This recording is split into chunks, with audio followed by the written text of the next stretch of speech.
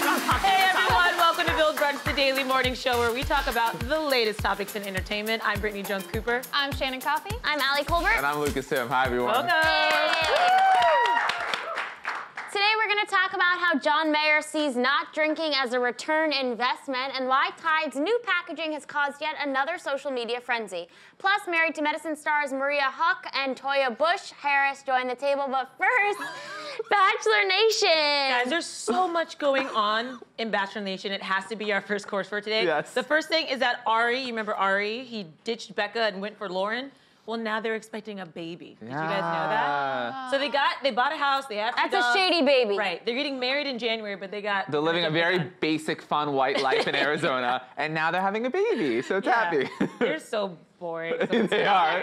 I mean, I'm surprised that they're like still together. Like that, they really must like each other. He made the right choice. I guess he did. For now, we don't know. After the baby, anything can happen. Stay tuned. Yeah. Stay tuned. Another thing, Chris Soules, we all remember him. He was Bachelor a few years ago. He chose Whitney from Chicago. They broke up very quickly afterwards. Where last year he got in a car accident, actually rear-ended a tractor trailer and killed a man. Yeah. And then fled the scene.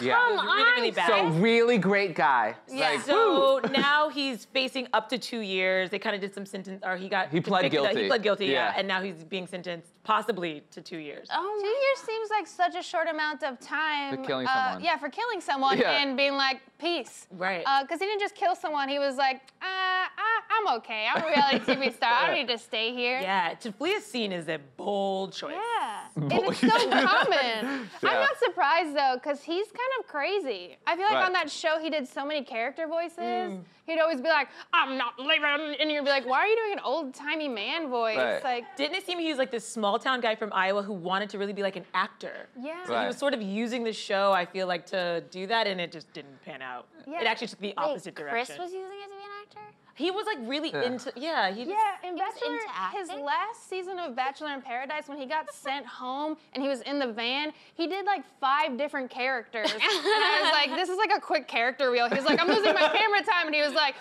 this is a man in a suit who's a hard Wall Street type. And then it was just weird. Oh my He's God, I hate that. So he's a disturbed individual. Yeah, I like definitely that. feel like putting yourself in that perspective of like, I'm gonna flee the scene and just go back to my house. They'll never find me. They found him 15 miles away. Literally, it's like, yeah. Crazy things happen in Bachelor Nation, guys. Wow. Yeah. The other thing is Sean and Caitlyn. They were one of my favorite couples from a few years ago. They've broken up. I really like Caitlyn. Yeah, but they've been together for like 4 years after the show, and they're not married yet. So it's sort of like, duh. I actually respect that though, because I don't really view the show as like this realistic dating opportunity. So when you finally make your match on the show, it makes sense to me to spend like a couple of years, or 4 or 5, still dating someone in like a real setting. Well, I know. Apparently she wanted to get married and he was just like not on the same page. So. Oh, yeah. really? Oh, you're spreading some hot goss. I honestly just read out an Us Weekly article, so yeah, spreading it.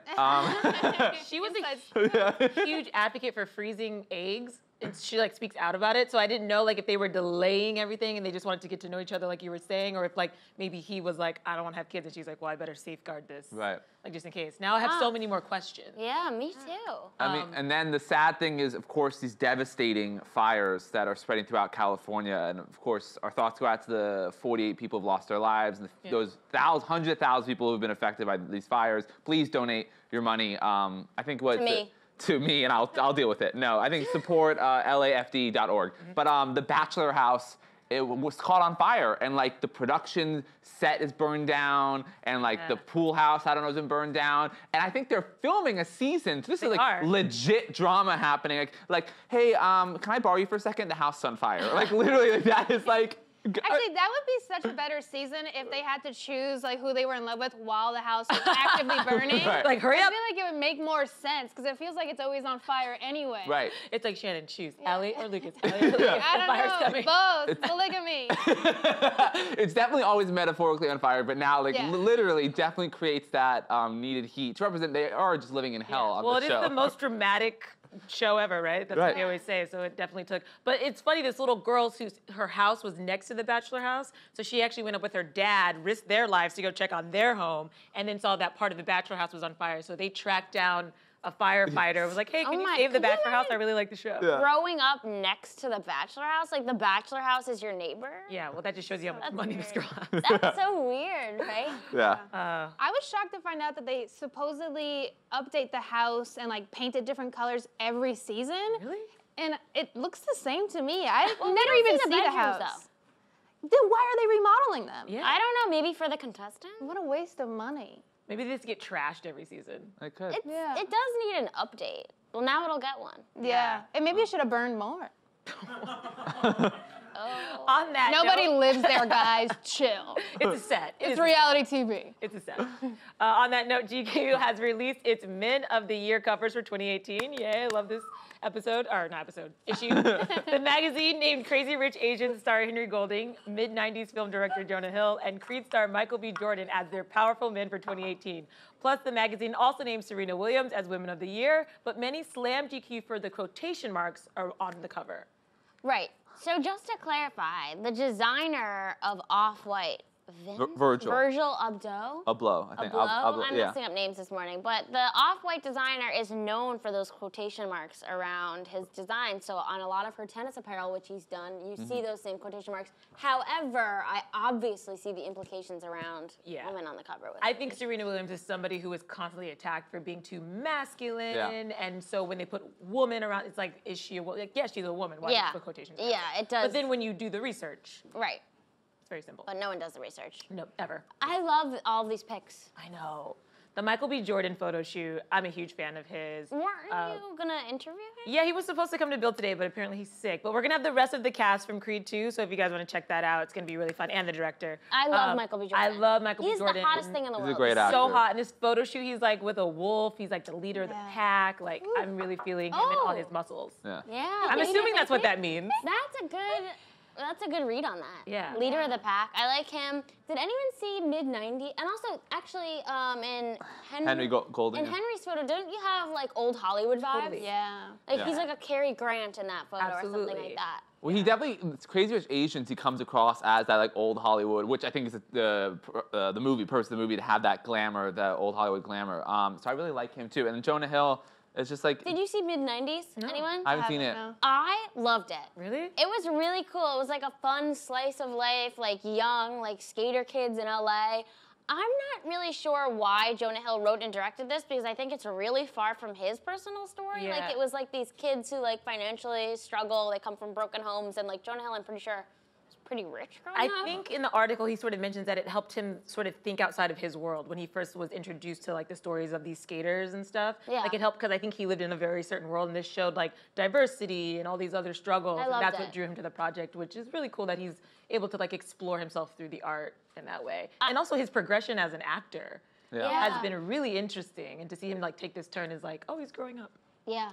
He's He growing up. really is. He's blossomed. But yet he still, I really thought his recently hosted SNL episode was the best of the season so far. Like, I just thought it was overall a really good episode. He was so funny. So I still love those comedic actors who do the dramatic roles and direct dramatic or, direct movies, but can still come back and be like really funny, which I just think he's great. Yeah. And then Serena Williams obviously is like Yeah, she's hero. champion of the year. That's a title. They gave She each of them is. titles. She is. Yeah. The U.S. What happened to the U.S. Open, and also my she God. apparently opens up about like her opinions on Kavanaugh and politics and being a black woman in America right now. And like she's someone who I want to hear from. Yeah. Like I think she's an interesting perspective. Again, with each of these people, I think they don't just have one beat. I think we're seeing that these are people who are constantly trying to like do more and innovate and do different things. Like Serena is obviously the most famous and accomplished athlete in history, in my opinion.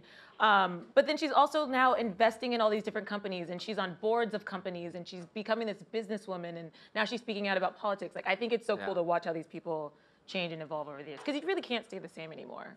Yeah. No, you cannot. You can't. You get lost in the fray. Yeah, no, totally. True. Yeah.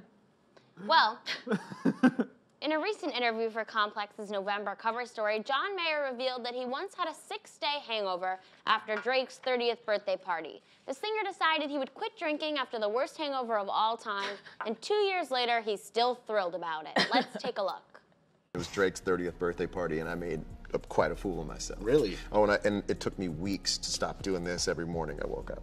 And I remember where I was. It was like 6 days into the hangover. I was in my 6th day of the hangover. That's how big the hangover was. I was doing a show with Dave Chappelle. Okay. And Drake was in the audience. Drake came up, we said hello, and I hadn't seen him since his birthday. And he reminded me, well, he didn't really remind me, he told me for the first time because I was pretty far gone on this last night I'd ever had a drink, that when I said goodbye to him, I was about to leave the club and go into the street. I put my arms out in front of him and I said, remember me and remember this.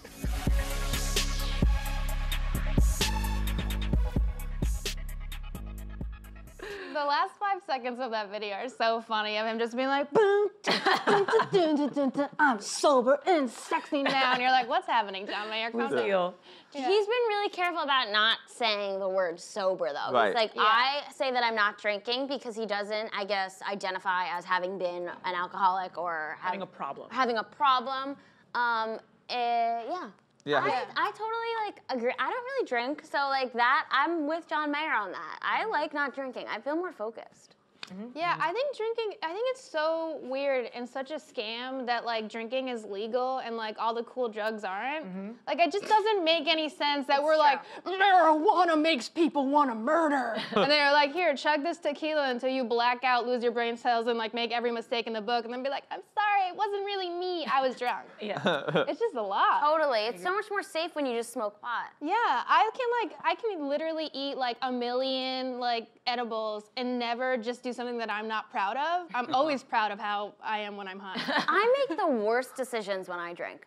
Seriously. Oh, yeah. And if I smoke pot, all I do is like adopt a tree. Like there's nothing. I'm not gonna like do something. You have a nice bad. panda family in China, right? I do nice things. I like name a star after my dog. Like that's all that's happening. If I drink tequila, I like fuck. It's not like you wake up and you're like, oh, I was doing yoga. Like you were fucking up. Yeah. You know? He did say that he has replaced weed with marijuana. Yeah, I recommend it. Yeah. We got you. Yeah, he did. That's the way it should be. What day is it? Replace your weed with marijuana. Replace your marijuana with cannabis. With Mary like Jane. just basically THC all Just day. switch it up. I used to drink a lot. Like I went to a big party school. We'd have cake When parties. we first met you, you were. I was an out. No, Yeah. no. I used to drink a ton and party a lot, but I've never been like a good drinker. And so when he says this 6-day hangover, I've had a 4-day hangover. How have you had a 4-day hangover? Let me explain. I just heard someone dry heave. Let me explain. And I think it was the intern. There's stages of a hangover. First, there's going to be the physical sickness you feel, right? You're going to be pukey or have like other digestive issues. And then maybe that'll last for a day, maybe 2 in my case. I'll get kind of sick. That day 3, you're just physically exhausted. You just like, oh, I'm so tired from being sick. And then like day 4, it's just shame. Oh. It's just shame. You're like, why did I do this to myself? And then you're like in that shame spiral of like, I need to be better. The shame spiral is real. Oh, for real. I'll get drunk and I'm just like, I'm not worth anything. You know what I mean? Like that feels horrible. Yeah. But my hangovers, even the worst ones, I think two days, maybe starting that 3rd. Yeah. The 2nd day, you still feel your bones are achy. You know, I Lucas, love. you have hangovers all I the time. love to drink. You do. I really do.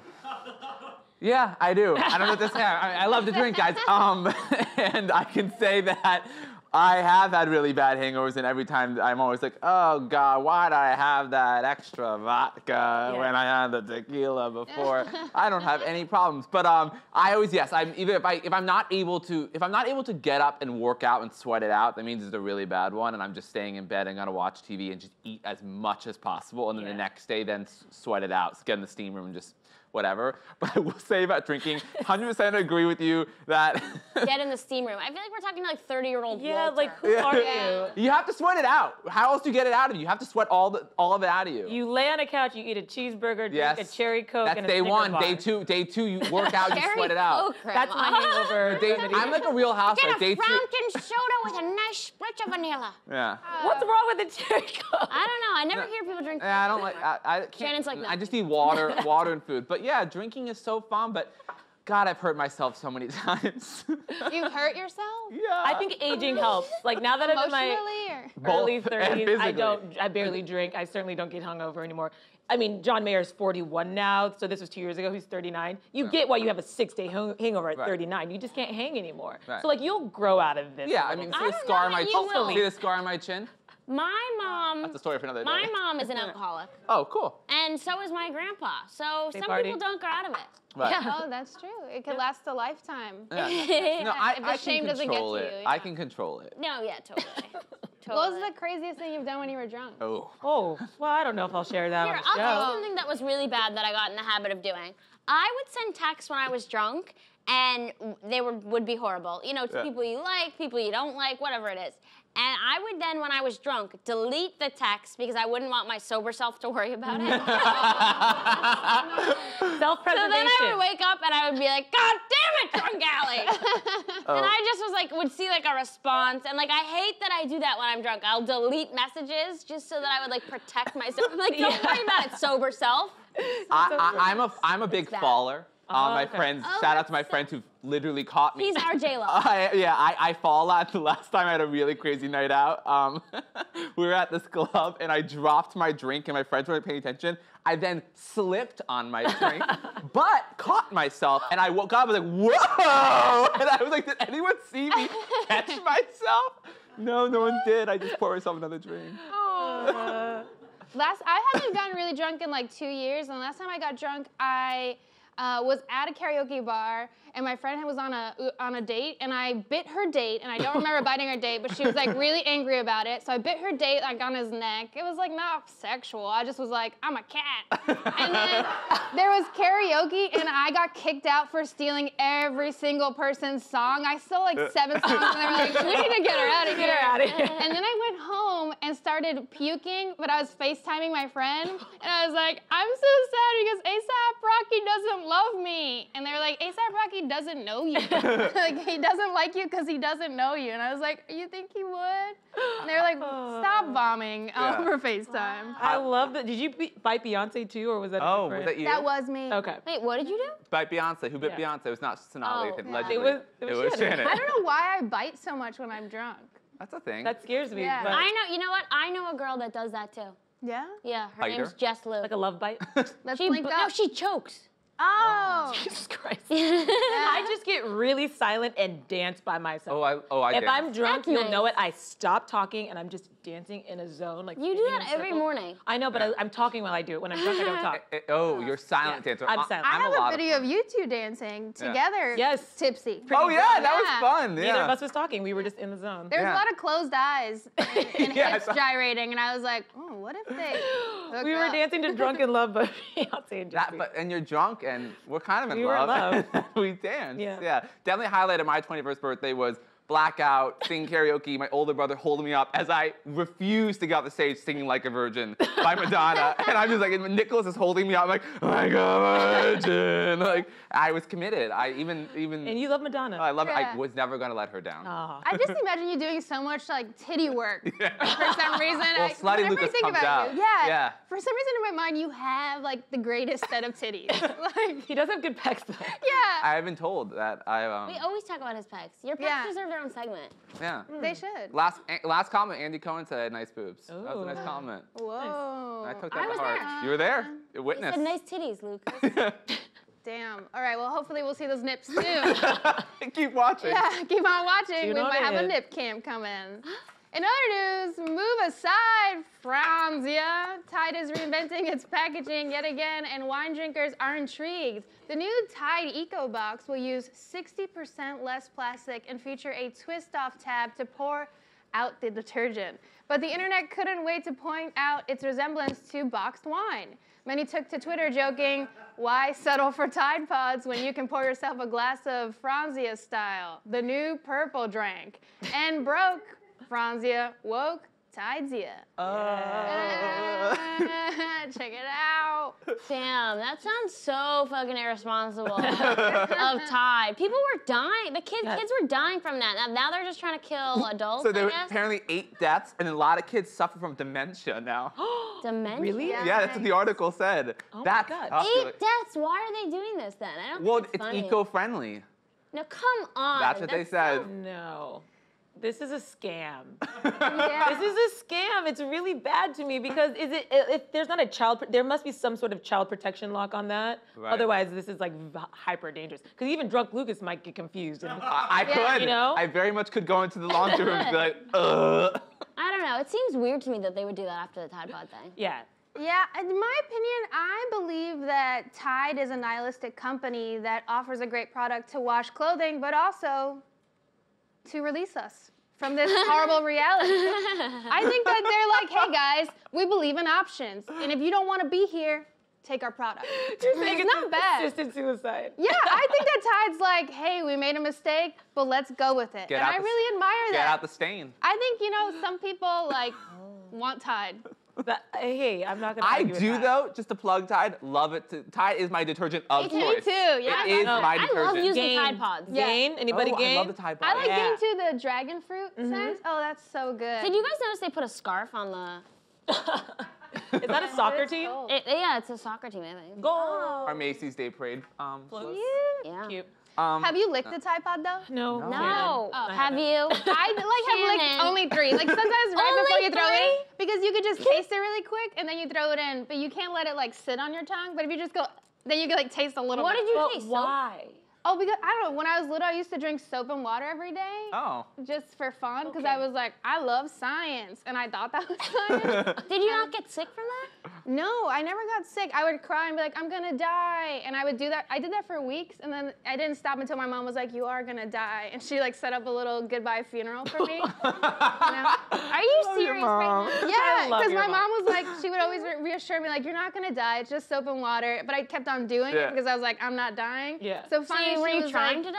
no, I was like, I thought I was like doing experiments Yeah. for science. I thought I was like studying like Pushing what your would body to happen. the brink. Yeah, I'd be like, what if? I also shoved like 20 M&Ms in my nose. You know, science. Like, you gotta explore and experiment while you're here. Tide, try it. Wow. Don't try it. Do not try it. I definitely had kids that I went to school with in elementary school, like the one kid who got like candy corn stuck on her ear Yeah. or in her nose and had to go to the hospital and get it removed. I just didn't realize that that kid was you. Yeah. Well, I wasn't even the worst. The kid in my high school was the worst. Was this kid named Angel, and he would take red Sharpie and like paint the inside of his eyelids and the inside of his nose and be like, I got my ass beat. And he was so fucking cool. Like there's definitely something wrong with him, and I want to remember his last name because I want to find him. Because I remember in 6th grade, me and my best friend had a sleepover with him, and I don't know why our parents let us stay there, but I remember he played, remember that band, I Am the Fire Starter? Yeah, yeah, yeah. He played that song on loop and like made us like he threw textbooks at us. And it was like Whoa. the best time ever. Such an interesting childhood. Wow. I it's- mean, you so learn many something things. new every day. Yeah. Like I couldn't come up with this amount of stories. So many layers. I love it. Yeah, you know? I so genuinely enjoy Shannon's stories because you think there can't be another one. Yeah. There can't be. There's no way. And then there's another one, you're like, oh my God. And then she's like, I used to do experiments on my body as a child. And you're like, cool. Yeah, you guys didn't just like electrocute yourself every now and then? No. I You're don't like, do that. I gotta feel it. But my friends and I would play a game called Heart Attack, where I would wrap myself in blankets and they would run from one end of the hall to the other and jump on me. Okay. See? That was the weirdest thing. I watched Zoobly Zoo and did trivia, so Yeah. yeah. Well, Cool. I wore capes a lot. And Pope costumes. And Pope costumes. I want to be a priest or wizard. Really normal. Well, now it's time for our very, very special guests. Mariah Huq and Toya Bush-Harris are stars of Bravo's reality series Married to Medicine. The show recently returned for its 6th season and follows the lives of a group of Atlanta's most dynamic and successful women, including doctors and the wives of doctors, as they juggle bustling careers, families, and social calendars. Let's take a look. This season on Married to Medicine. Come on, pass the bottle. Woo! I don't start no up in here. You like my outfit? I'm a pilot, I'm a doctor, I'm a wife, bitch. What? I came to do your prostate exam. I'm sorry. That was my head. Welcome to Antigua. This the way we vacation. Doctors are very freaky. The clitoris actually is a longer organ than you think. Moving on. Did y'all have sex? No. Oh, she's a great doctor. That's enough. 16 years. I'm trying to get to 17. Oh, yeah. They trying to say Quad took all the furniture out the house. I come home, my goddamn sleep number was missing. Sleep number go!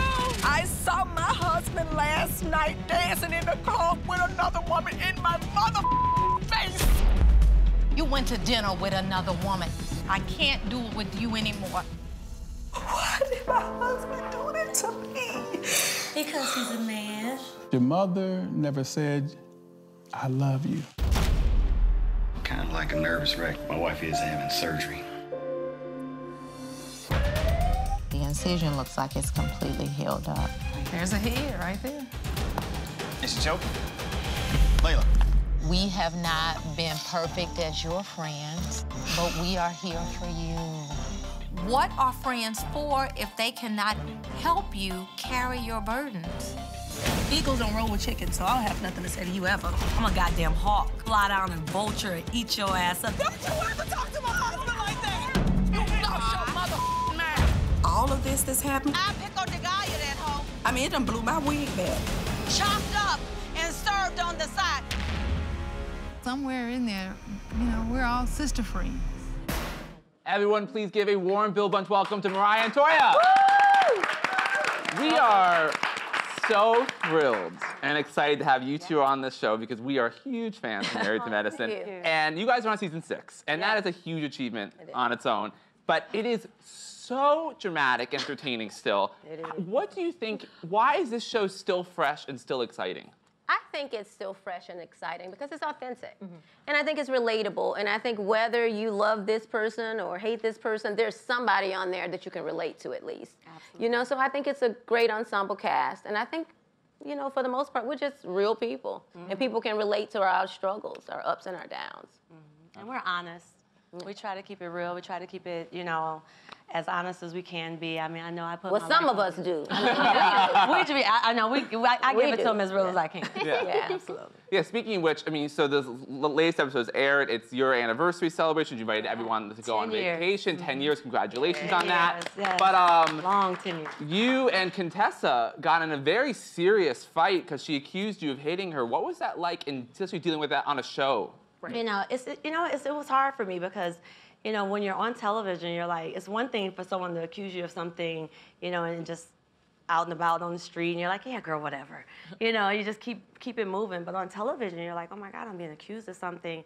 You know, I'm being attacked. This is my character, and it's like, you know, and immediately my heart dropped, and I felt like, how could somebody feel this way about me? How could someone think that I would do something so vindictive?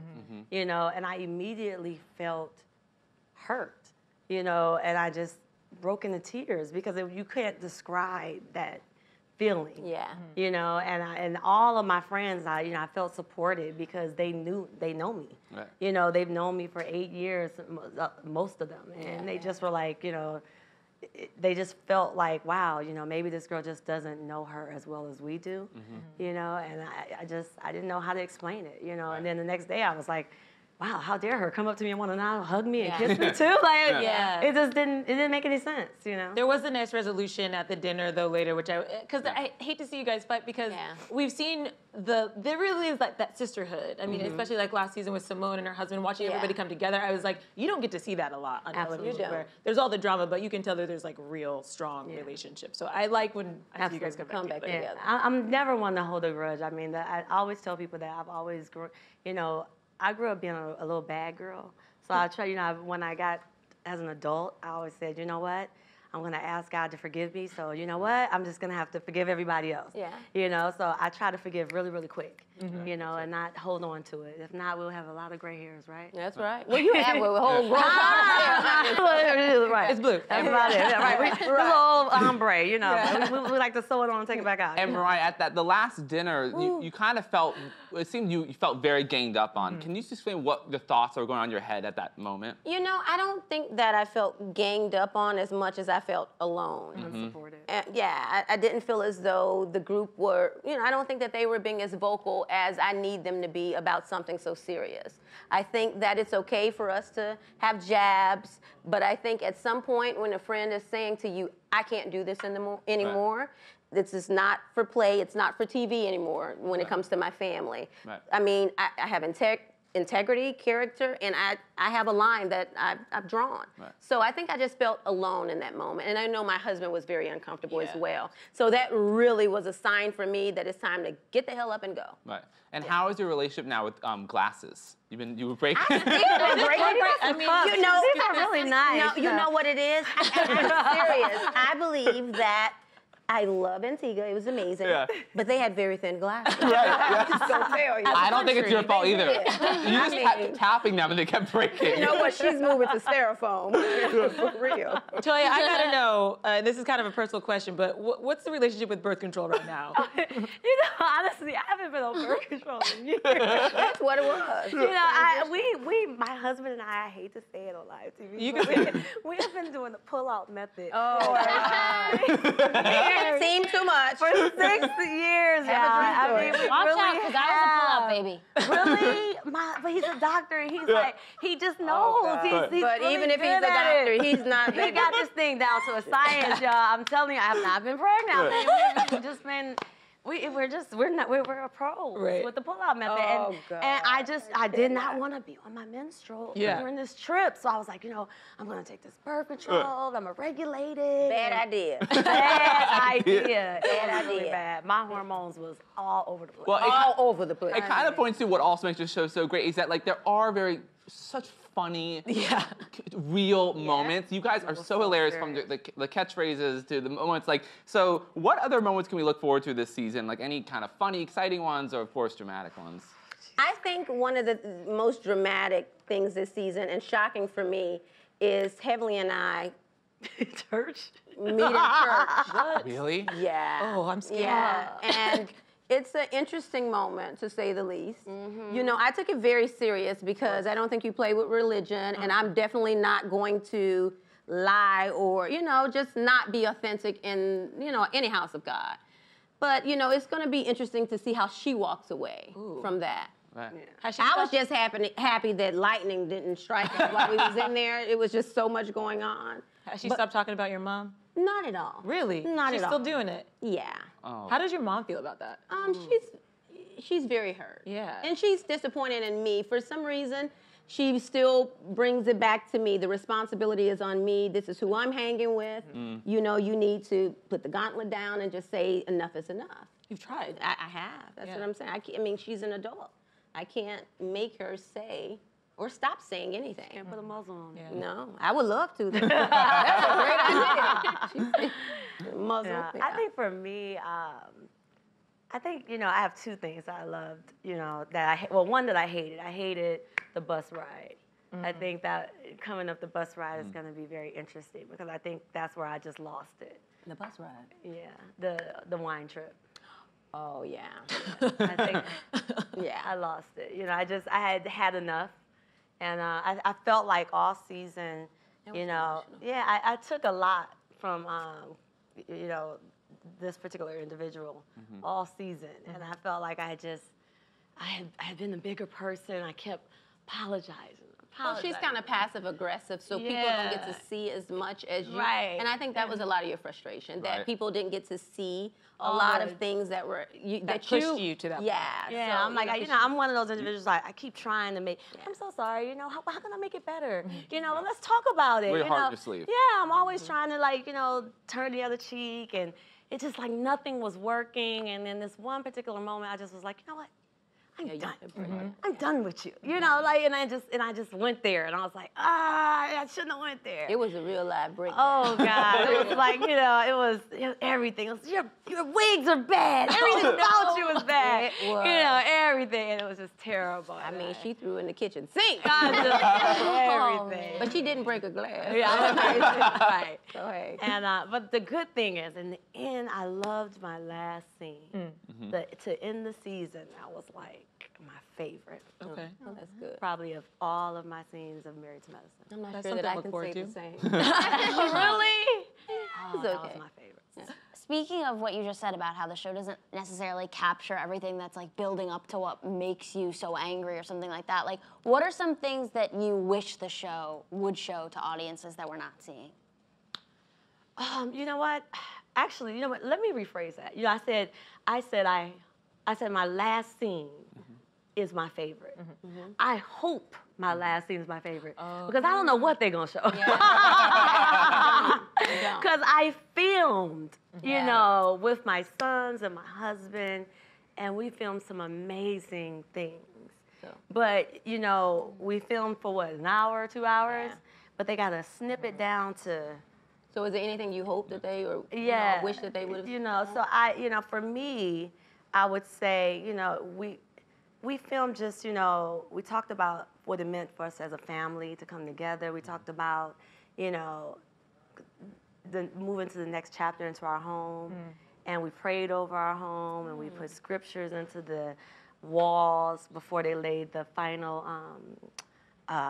What do you call it? The drywall foundation. The bricks. I'm like bricks. Yeah, the bricks. Well, the bricks is already. They did the bricks, but you know the inside. What is it? Well, before they finish. The walls. Before they put the walls up. Before they put the walls up. So underneath the walls, the installation. Yeah. So before they put on the installation, we put it all down. I had my sons write scriptures in their rooms. So underneath all the walls, you hope they scriptures. show that. Yeah. Now, for me, this season, I have to be honest. I felt like this was the first time that I did feel as though that they did have me a little bit more balanced. I think previously I just looked like a drama queen, and I'm a drama queen sometimes, but I'm also a mother, an entrepreneur, a businesswoman, and you just want to be balanced. So I guess the biggest thing for me is making sure they show all those different facets, because it's important for people to understand you're one way on Friday night, but you're completely different on Monday morning. Multifaceted. You know. So, and you know, I guess the other thing is, since my mom has been such a huge topic of conversation, it's important for me for them to show who she really is in terms of being an excellent mother. Everything I am, being a college-educated woman, my sister the same, like it's because of the sacrifices she made. So that's why it's so painful for me to watch someone that's supposed to be my friend or frenemy or whatever she is, you know, talk about my mom. So I hope that they show more of the balance of my mom. I want people to see what it takes to raise kids and how many sacrifices you really have to make, no matter what environment you're in. Absolutely. Yeah. And Mariah, you're an executive producer on the show, so do you feel like that gives you some control over saying, like, no, there's a lot of hope. No, I don't. I'm not on this show. I'm the creator and executive producer, but I think, you know, and I think that's huge. And it means a lot to me because I was one of the first African American women to be an executive at Bravo, to be an executive producer, creator, and cast. But the moment that I came in as cast, it kind of subdues the other part because you don't want a conflict of interest. You still have to be a part of the show. I do feel like it gives me, at least my opinion does matter. Everybody's opinion matters. But I think that I do have a creative side that I like to be incorporated. And as long as they show that and make sure we're balanced, and stick to why the show was created, to show educated Southern families that are connected to medicine, I'm good. You know, I'm good. That's the main thing, just not getting away from the true, you know, core of the show. Yeah, definitely. That's nice. Beautiful. Well, Mariah and Toya, thank you so much for being here. We're huge fans. Thank you. You can catch new episodes of Married to Medicine Saturdays at 9, 8 Central, only on Bravo, our favorite. That's all from us. We'll see you tomorrow, same time, same table. Bye, everyone.